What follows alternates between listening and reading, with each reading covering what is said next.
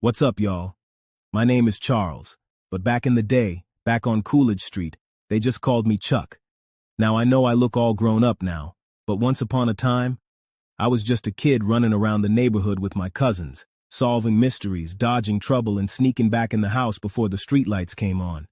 I was a good kid, we all were. We just had serious curiosity problem. Back then, it was the 80s in D.C., boomboxes blasting Chuck Brown, neighborhood cookouts, video arcades blinking in the dark, and Ms. Janice giving out extra now and laters if you said yes ma'am. But not everything was sweet.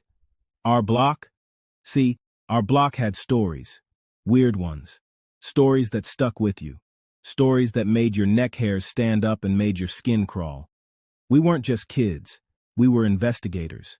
A whole cousin crew built for mystery. Me, Tony, Lisa, Tina, Mel, Dwayne, and Tracy. This story? It starts with something simple. A wall, and a door that shouldn't have existed. It was one of those humid summer days where your socks stick to your ankles and the air feels like hot soup. We were headed to Janice's.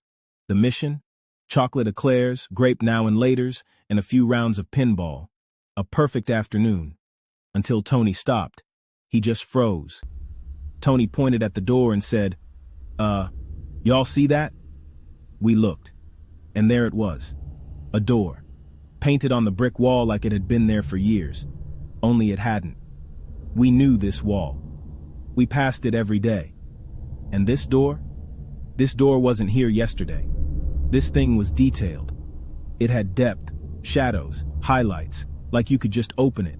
But there was no frame, no hinges, no reason it should be there. Mel said, "It's gotta be a prank.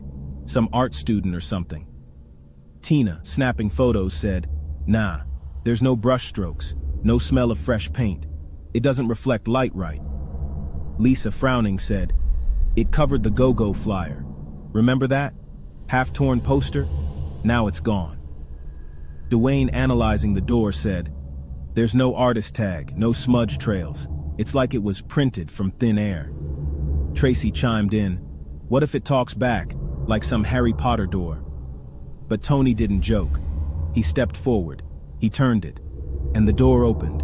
No hallway. No room. It was Coolidge Street. But it was off. The sky looked faded, like an old photograph. The air was too quiet. No music. No shouting. The stop sign was mirrored. Our houses looked abandoned. And when we looked back through the door, Janice's store was gone. We should have turned back, but we didn't. I remember the moment my foot hit the other side. The air was thick, like walking into someone else's dream. Then the door slammed shut behind us. Mel said, "Why does everything feel slower?" Lisa shouted, "Look, that newspaper says it's 1985, but it's today." Tina, checking her camera, said, "All my pictures are blank." Then Tracy, nervous as can be said, "Guys, where is everybody?" Then we saw the first sign, a hopscotch board, drawn in chalk, with our names on it, names in our handwriting. Dwayne whispered, "What if we've been here before?" Back at Treehouse, our usual hangout, there were empty juice boxes, broken toys, a radio playing static. It was like someone knew us, our hiding spots, our jokes, even the exact seat Mel always sat in. But whoever it was, they weren't there. Yet. Tony, picking up object. Tony, picking up an object, said, "Yo, this is my Walkman, the one I lost last year. It's here, and it still works." He pressed play. A distorted version of voice came out. "If you're hearing this, it means we're trapped."